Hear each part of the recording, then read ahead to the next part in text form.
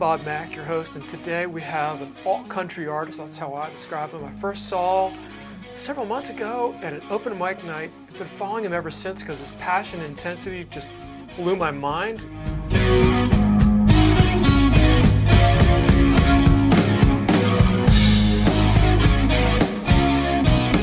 Nicholas, welcome to the program. Hey Bob, how you doing? It's great to have you here. I saw you at the Alliance Space Open Mic Night in Westchester. What are some of the places that you've hit in the area where you tend to perform? In like the Philadelphia area, it's Moonshine, Philly. I've played at Artillery Brewing in Westchester. You're a repeat performer there. You've done more than one show. Oh yeah, Turk's Head Cafe. You're hitting the bar circuit, you're hitting the club circuit, the places Yeah, where they can get us. and I mostly just, there's a lot of open mics that I play out too. And I can hardly remember the names of all of them because there's just so many places. That's good. It's good to be busy, right? Yeah.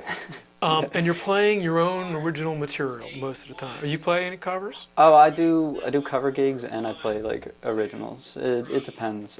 But a lot of places, I'm already playing like, what do you call it, like esoteric type music, and it's really surprising all these places that I get like gigs at, because I'm just playing like really unknown songs, and then I'm playing my own songs. 'Cause you walk up to me with the world's biggest smile, and you shrugged off every clue that I gave you the other night. I just don't know if I could make it any more obvious. I think it's breaking me more just trying to get the words out right. 'Cause I'm breaking your heart by the end of the day. I'm breaking your heart no matter what you say. But you're making it so goddamn hard to break your heart and throw it all away. Maybe someone's got a new strategy down. You take me, you tease me, you look at me with all your life. I get lost in your stare, making me more aware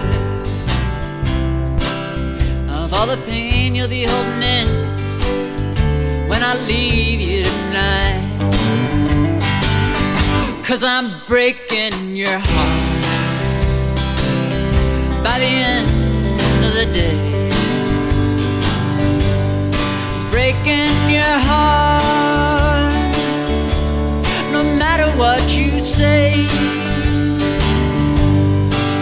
But you're making it so goddamn hard to break your heart and throw it all away.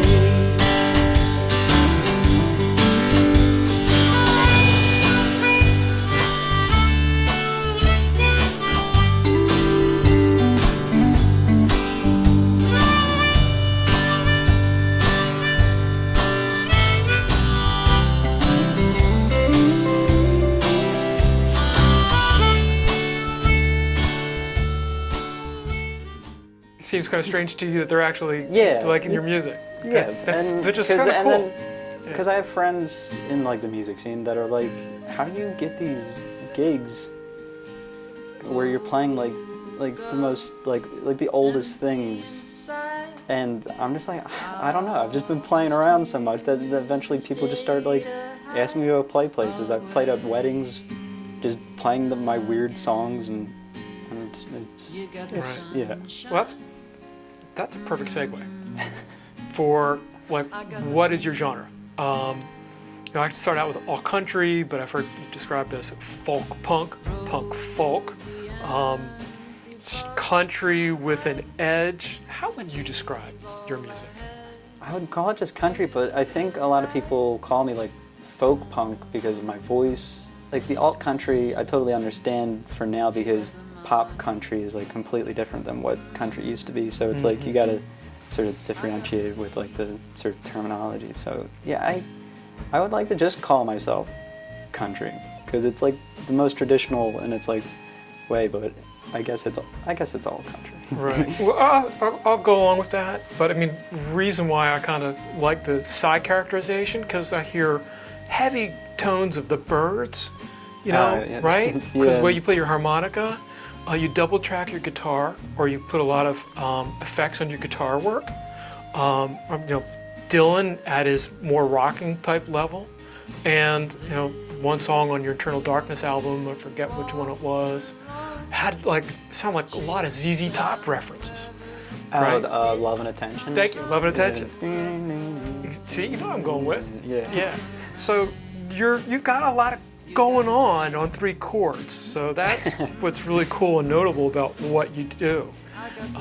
How did you, this goes go back then, get into this genre? You know, where did you get your country influence? It all started with getting the music because of Bob Dylan. That was what got me into music. How did you get exposed to Dylan? My mom listened to Michael Jackson and my dad listened to Metallica. There's one moment that I remember the most when I was growing up, and I think I was like 13 or 14.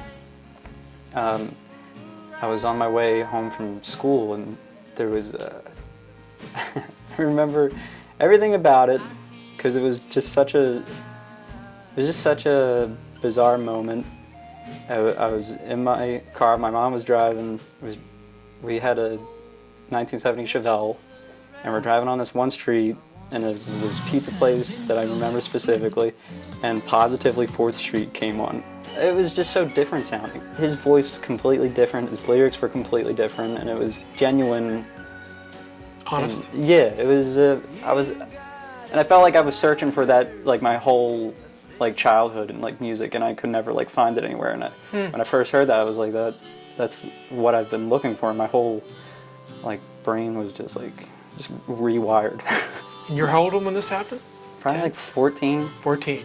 Okay. And yeah, I went through, like I've listened to a bunch of music since then. Like throughout my teens, I was like obsessed with I was obsessed with the Beatles. I was obsessed with Radiohead. You know, Neil Young, of course, Johnny Cash, and somewhere it wasn't really Johnny Cash that got me in the country. I think it was really like Ray Charles with his unique way of playing like country, because that was again like completely different than all the other country. I just started learning a bunch of old country songs ever since, and all the old folk songs and those. Hank Williams? Did you get into Hank? Oh yeah, I was in the Hank Williams, definitely. Yeah. Why can't I free your doubtful mind and melt your cold, cold heart? Yeah. Say if you go to the old country, if you go down that path. All that, and like the old blues musicians. There's so many. I really appreciate you coming in and telling us your story. I'm a fan, and we all here at the studio are fans.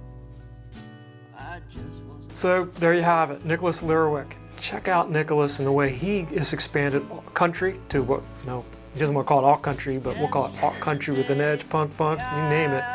It's different, but it's really compelling. I love listening to it. Thank you for your attention and time.